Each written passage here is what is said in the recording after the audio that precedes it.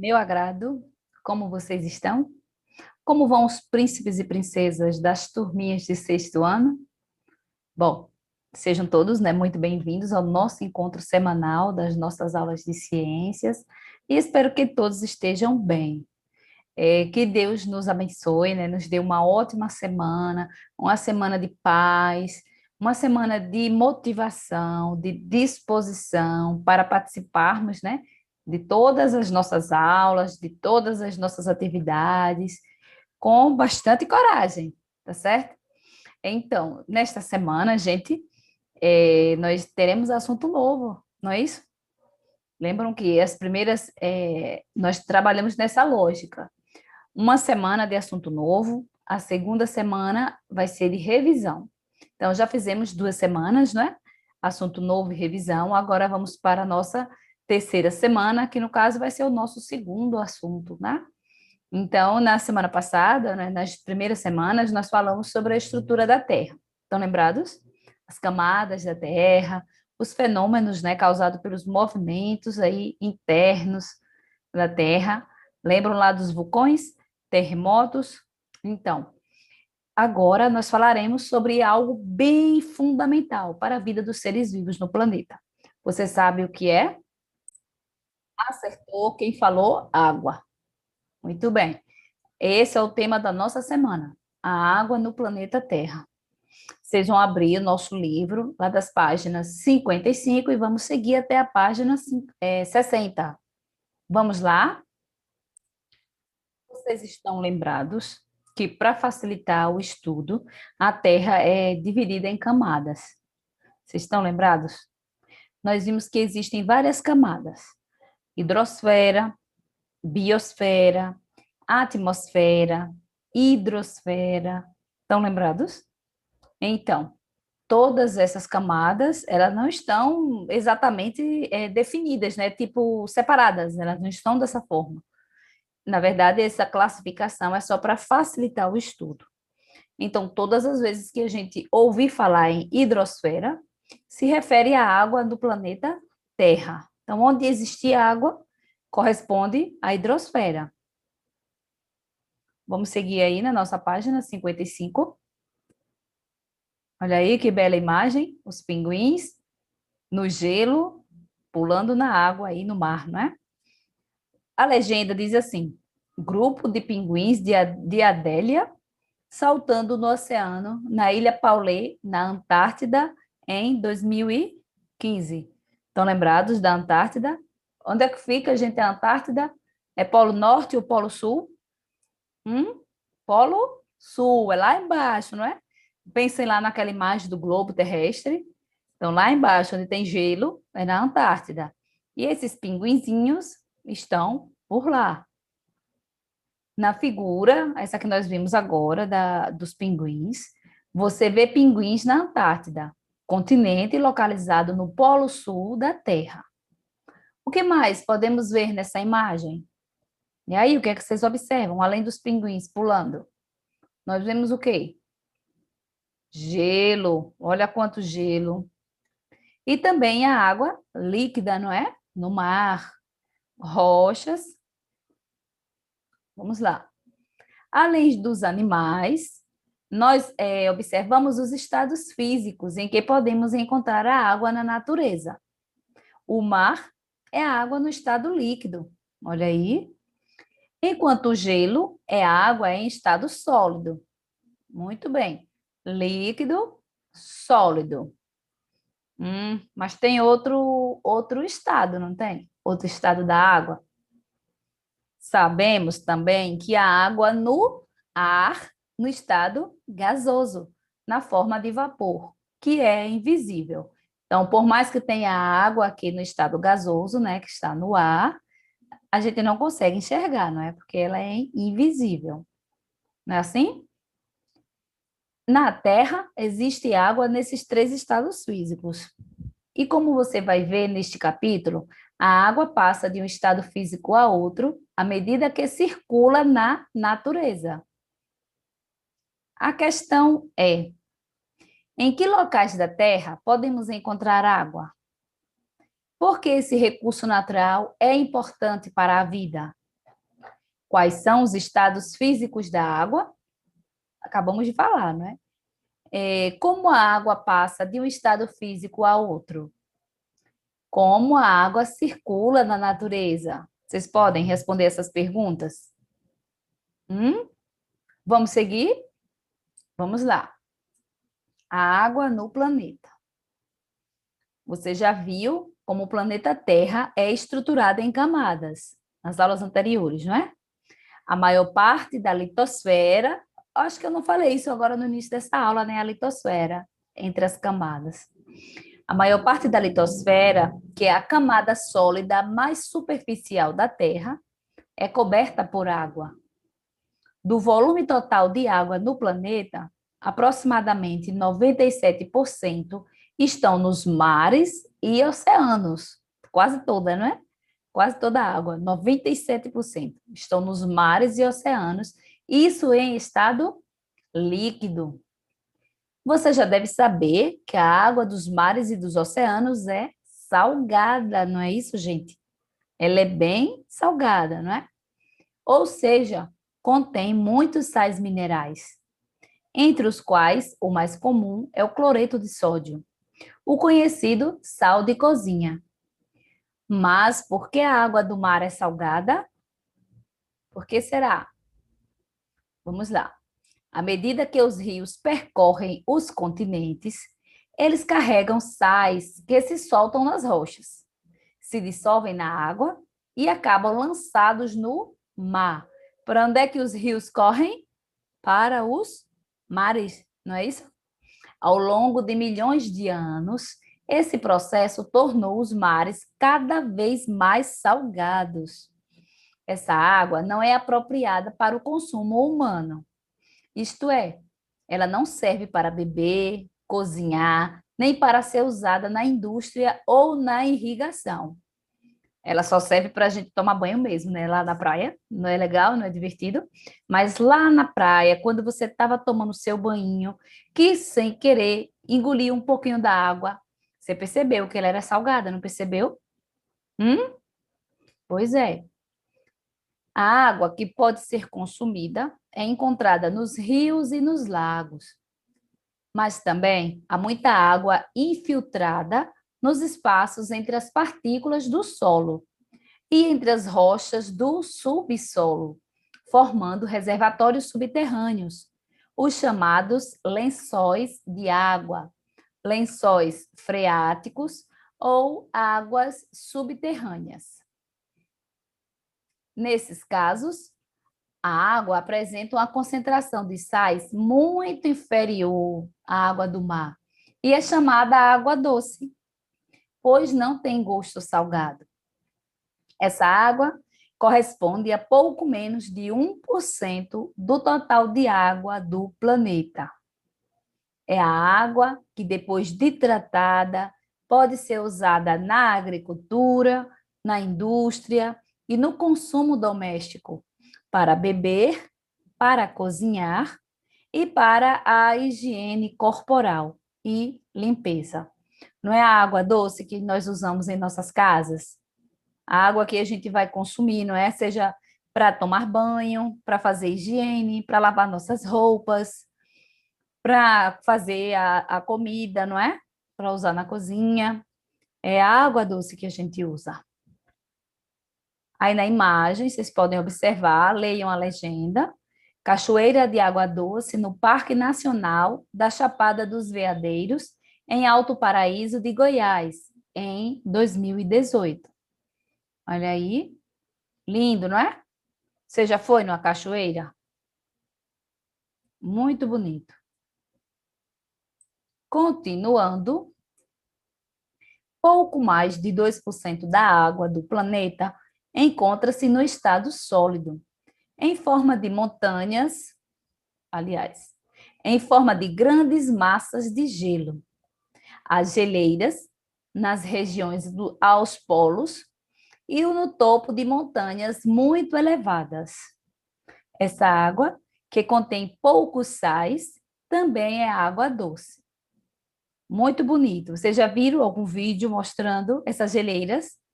São imagens assim maravilhosas. Você pode fazer uma pesquisa aí no próprio YouTube e pesquisem aí geleiras, vai ter uma infinidade de vídeos mostrando para vocês. Inclusive essa aqui, essa expressão aqui, ó, essa geleira aqui no topo de montanhas muito elevadas, eu não sei se vocês já assistiram, mas falando sobre o rio Amazonas, né, que é um rio enorme, não é? Aqui do Brasil. Ele nasce justamente, a água dele começa lá na Cordilheira dos Andes. Então a água começa a descer lá do topo das montanhas. É muito bonito. Então tem vários vídeos aí na internet, vocês podem estar conferindo, tá bom? Veja na figura abaixo, essa figura aqui. O gráfico informa que para cada 100 litros de água no planeta, cerca de 97 litros são de água salgada e 3 litros de água doce. Desses 3 litros, pouco mais de 2 litros estão congelados. Então, sobra pouco menos de 1 litro de água doce no estado líquido para cada 100 litros de água disponível no planeta. Então, por isso que é 1% apenas, né, lá dos rios, nos lagos. Olha aí, gente. Observe o gráfico. A parte azul, a mais forte, corresponde à parte salgada, não é? Vocês lembram que nós acabamos de falar que são 97% da água do planeta salgada. Então, essa água vai nos servir para consumo? Não, só para a gente tomar banho mesmo, né? Navegar, tomar banho. Água doce congelada. Olhe que tem mais congelada do que descongelada, né? Do que em estado líquido. Então, tem mais a água doce congelada, 2%. Enquanto no estado líquido, é apenas 1%. Continuando, água essencial para a vida. Nos seres vivos, a substância que existe em maior quantidade é a água. Nos seres humanos, ela corresponde a cerca de 70% da massa de uma pessoa. Então, nosso corpo, ele tem 70% de água. Isso significa que um indivíduo de 70 quilogramas contém quase 50 quilogramas de água. Uma parte da água do corpo humano provém dos alimentos, principalmente frutas e verduras. Outra parte é obtida da água e de outros líquidos, como sucos de frutas. No interior dos seres vivos, ocorrem diversas transformações químicas, também chamadas reações químicas. Dizemos que ocorre uma transformação ou reação química quando uma substância se transforma em outra. Quando um pedaço de papel ou a parafina de uma vela queimam, por exemplo, esses materiais se transformam em novas substâncias, como o gás carbônico e o vapor de água. Em um organismo vivo, a maioria das transformações químicas só acontece quando as substâncias estão dissolvidas em água. E sem essas transformações químicas, não há vida. A água também transporta substâncias pelo interior do corpo dos seres vivos. No corpo humano, por exemplo, o sangue transporta várias substâncias dissolvidas na água. E muitas substâncias inúteis ou prejudiciais ao organismo são eliminadas na urina, também dissolvidas na água. Em alguns animais, incluindo o ser humano, a água ajuda a regular a temperatura do corpo pela evaporação do suor. Quando o suor sobre a pele evapora, perdemos calor, o que impede que a temperatura do corpo aumente muito. Então, nada acontece por acaso, né? No nosso corpo, tudo tem a sua função, tudo tem uma causa, tem um objetivo. É fundamental beber uma quantidade adequada de água para repor a que foi eliminada na urina e perdida pela transpiração. Quanto maior é a temperatura e mais seco está o ambiente, maior é a perda de água pela transpiração. Agora vamos falar sobre as mudanças de estado físico. No início da aula, nós falamos, né, a partir daquela imagem, nós vimos que tinha água no estado sólido, né, que era congelada, no estado líquido, que era a água do mar ali, e também no estado gasoso, que, embora nós não enxergássemos, ela estava presente no ar, não é? O vapor de água, ele está presente, mas a gente não consegue enxergar. Então, vamos conhecer como é que acontece essas mudanças de estado físico. Vocês estão lembrados? Eu sei que vocês já falaram sobre isso, né? Nas aulas de ciência das séries iniciais. Vocês já falaram sobre isso. Então, agora vocês vão relembrar, né? Vão conhecer melhor, tá bom? Você já reparou, em um dia quente, um sorvete começa a derreter logo depois de ser retirado do congelador? Já percebeu isso? Quando está muito quente, né, muito calor, assim que você tira o sorvete do congelador, ele já começa a derreter. Isso ocorre porque a água que o compõe passa do estado sólido, que é gelo, para o estado líquido. Essa mudança do estado sólido para o estado líquido é conhecida como fusão. Lembraram aí de fusão? Então, que é fusão? É a mudança do estado sólido para o estado líquido, certo? Os processos de mudança de estado não ocorrem apenas com a água, mas com qualquer substância. Então, qualquer substância que passe do estado sólido para o estado líquido é chamada de fusão, certo? Essa mudança pode acontecer tanto com a água quanto com outras substâncias, né? Por exemplo, o ferro. A pessoa lá, né, que vai trabalhar com ferro, ele derrete o ferro para deixar no molde que ele quer. Ele quer fabricar algum instrumento, alguma ferramenta, alguma coisa. Ele vai derreter o ferro, e o ferro não tem nada a ver com água, né? Mas o ferro derrete. Então, ele passa também pela fusão, para deixar do estado sólido para o estado líquido, certo? Então, vai ser qualquer substância. Se quisermos que a água passe do estado líquido para o estado sólido, é só colocá-la no congelador. Então, veja que ela vai mudar de estado novamente. Pegar a água lá no estado líquido, colocar no congelador, vai acontecer o que com ela? Ela vai virar gelo, não é? Ela vai ficar sólida. Então, essa mudança de estado é chamada de solidificação. Então, qualquer substância que deixe do estado líquido e vá para o estado sólido, essa mudança é chamada de solidificação. Quando alguém cozinha, deve prestar muita atenção no que está fazendo, porque a água da panela pode secar e a comida queimar e grudar no fundo. Mas para onde vai essa água? Para onde? O que aconteceu com essa água que sumiu da panela? Bom, com o aquecimento, a água da panela passa para o estado gasoso. Já falamos do sólido, do líquido, agora vamos falar do gasoso. A água está lá fervendo, não é? Na panela. E aí, de repente, acaba a água. Por que que acaba? Porque ela se transforma em vapor, não é? E se mistura à atmosfera. A passagem da água ou de qualquer outra substância do estado líquido para o estado gasoso é chamada de vaporização. Então, estão percebendo aí as nomenclaturas, não é? Fusão é a mudança do estado sólido para o líquido. Solidificação é o contrário, do líquido para o sólido. Vaporização é quando a substância passa do estado líquido para o estado gasoso, né? Ela se transforma em vapor. A vaporização acontece de duas formas. Quando a água é aquecida, ela pode chegar a um ponto em que ferve e uma parte dela rapidamente passa para o estado gasoso em um processo chamado ebulição. Então, a fervura se caracteriza pela formação de bolhas na água. A água, quando ela está aquecendo, não enche de bolinhas dentro da água, dentro lá no reservatório, né, na panela. Assim que a gente coloca a água no fogo, não é? Ela começa a encher de bolinhas. Então, aquelas bolhas é ar, não é? Ela vai se transformando em vapor.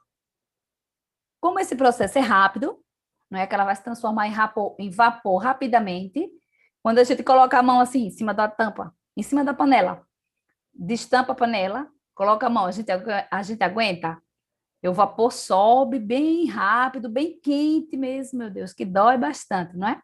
A gente nem consegue. Então, esse processo, que é rápido, é chamado de ebulição.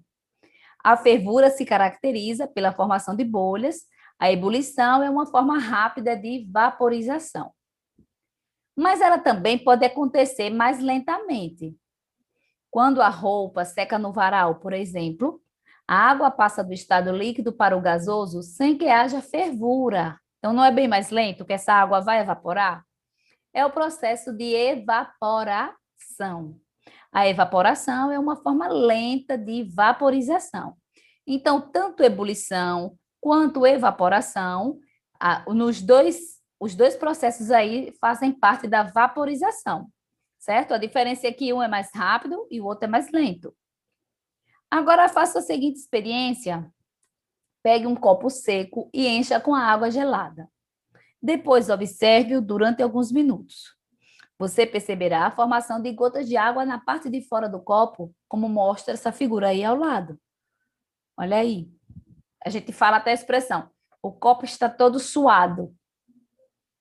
E aí, gente, o que é que vocês acham? De onde vem essa água? Por que que esse copo ficou dessa forma?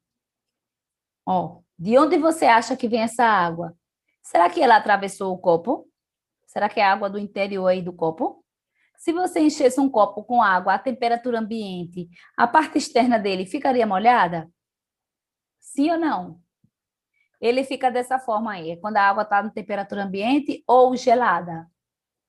Gelada, não é? A temperatura ambiente, ele fica sequinho, né? O copo não fica todo molhado, não. Mas vamos continuar. Ó. Se você verificar o nível da água, verá que ela continua igual. Então, a água gelada que você colocou aqui dentro, essa água vai sair do copo? Não, né? De onde será que ela vem? Ele muda o nível da água? O nível continua igual. Olha aí. Mesmo depois de se formarem as gotas na superfície externa. Quer dizer, não foi a passagem da água que molhou a superfície externa. Perceba que você está arriscando alguns palpites para explicar o aparecimento da água fora do copo. Os cientistas também arriscam palpites ou, em linguagem científica, eles formam hipóteses para depois fazerem observações e testes, né, que são os experimentos, para verificar se suas hipóteses estavam corretas. As pequenas gotas de água do lado de fora do copo se formam porque o vapor da água que existe no ar entra em contato com a superfície do copo, que está a uma temperatura mais baixa. Se ele vem com água gelada, a temperatura da água gelada não é mais baixa do que a temperatura ambiente? Então, nesse contato aí dessa água que está no vapor com essa superfície gelada, o vapor então passa para o estado líquido, isto é, condensando-se, formando as gotículas. Então, condensação ou liquefação é a passagem da água ou de qualquer outra substância do estado gasoso, né, ou de vapor, para o estado líquido. Você também pode observar a condensação se bafejar, que é soltar ar pela boca, sobre um vidro ou espelho. O vidro vai ficar embaçado, não é? São gotículas de água formadas por condensação. O vapor de água que sai misturado ao ar que você expira, né, que você colocou para fora, se condensa ao entrar em contato com o vidro, que está em temperatura mais baixa. Mas é só esperar um pouco para que essa água sobre o vidro embaçado, né, evapore. O restinho aqui. Talvez você já tenha observado a condensação em outra situação doméstica. Como? Alimentos cozinhando em uma panela fechada liberam vapor de água que se condensa em contato com o lado interno da tampa, recobrindo-a de gotas de água. Não fica assim a tampa? Não é? É a condensação também que produz a nuvem que sai de uma panela ou de uma chaleira com água fervendo. Essa nuvem, portanto, é formada por gotículas de água que resultam da condensação do vapor de água. Você sabia que a água que foi bebida por um animal e incorporada no corpo dele pode, no futuro, fazer parte de um rio ou das nuvens? Ou que a água que está no mar pode, em outro momento, chegar ao topo das montanhas e congelar? Não? Sabia não? As transformações de um estado físico acontecem o tempo todo na natureza, como veremos a seguir. Na próxima aula, nós veremos esse assunto aí, o ciclo da água. É muito interessante, tá certo? Mas agora, nós vamos para a nossa atividade. Olha aí a nossa atividade da página 63. Questões de 1 a 3. Mas como já começamos, né, explicando na aula anterior, gente, nós vamos responder agora a primeira questão. E as questões 2 e 3, vocês farão sozinhos em casa e tirarão as dúvidas com o seu professor da turma, tá certo? Mas está tão facinho que vocês nem vão ter dúvidas, vocês vão responder facilmente. Então, vamos lá, primeira. Em média, cerca de 70% da massa de uma pessoa é de água. Nós já acabamos de falar sobre isso, não foi? 1 litro de água pesa cerca de 1 quilo. Então, qual é o volume de água que uma pessoa de 70 quilos tem no corpo? Como é que a gente vai encontrar? Digamos que 1 litro pesa 1 quilo. Então, vamos encontrar quantos litros, né, teria uma pessoa de 70 quilos. A multiplicação é fácil, né? É só vocês cortarem aí os zerinhos dos 70 e 70. Corta os zerinhos e multiplica 7 vezes 7, que vai dar 49, certo? 49. Então, qual vai ser o resultado desse cálculo? 49 vai ser quantos litros? 49 litros, certo? Entenderam a continha? 7 vezes 7, aí corta os zeros, né? 7 vezes 7, 49. É o volume de água, 49 litros. A questão 2. Dizemos que o rio tem água doce. O sabor dela é doce mesmo? Tem açúcar lá? O que significa a expressão água doce? A terceira. O Brasil é um país com grandes reservas de água doce. Porque mesmo assim, muitas regiões podem sofrer com a falta de água.